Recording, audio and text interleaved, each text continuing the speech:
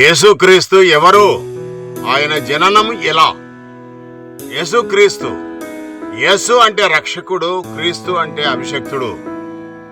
యేసుక్రీస్తు అనే మనిషి 2000 సంవత్సరాల క్రితం రోజులలో దావీదు వంశంలో పుడతాడని పూర్వకాలంలోనున్న దేవుని ప్రవక్తలు ప్రవచించారు.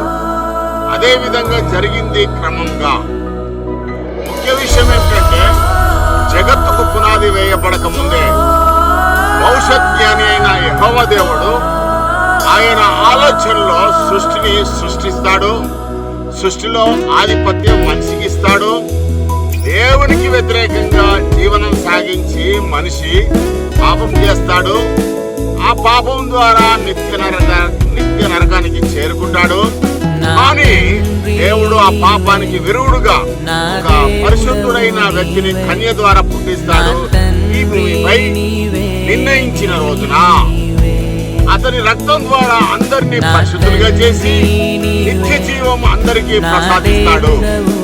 ఈ కార్యక్రమం అంతా కూడా క్రమంగా దేవుని ఇష్టానుసారంగా ఆయన కనుసన్నల్లో సరిగ్గా జరుగుతుంది. క్రమంగా. అంతేగాని యేసు అనే ఒక వ్యక్తి దేవుడని కాదు. ఆయన ఒక మనిషి. అందరిలాగా దేవునికి రక్త మాంసాలు ఉండవు. దేవుడికి రక్త మాంసాలు ఉండవు. దేవుడు ఈ లోకంలో జీవించవలసిన అవసరం లేదు. మనిషి దేవుడు కాలేడు, దేవుడు మనిషి కాలేడు. ఇది మాత్రం వాస్తవం.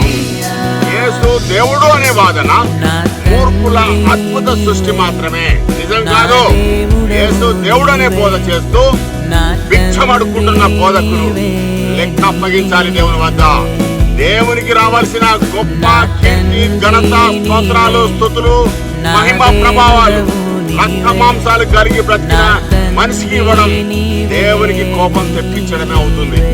మరియు బైబిల్లోనున్న కొన్ని వాక్యాలను వక్రీకరించి యేసుకి అపాదించి పబ్బం గడుపుకుంటూ వారి ఆత్మలను నరకానికి చేరువ చేసుకుంటూ అందరినీ భ్రష్టులుగా చేస్తున్నారు. అందరినీ భ్రష్టులుగా తయారు చేస్తున్నారు. షోకాల్డ్ బోధకులు, వారి సంస్థ.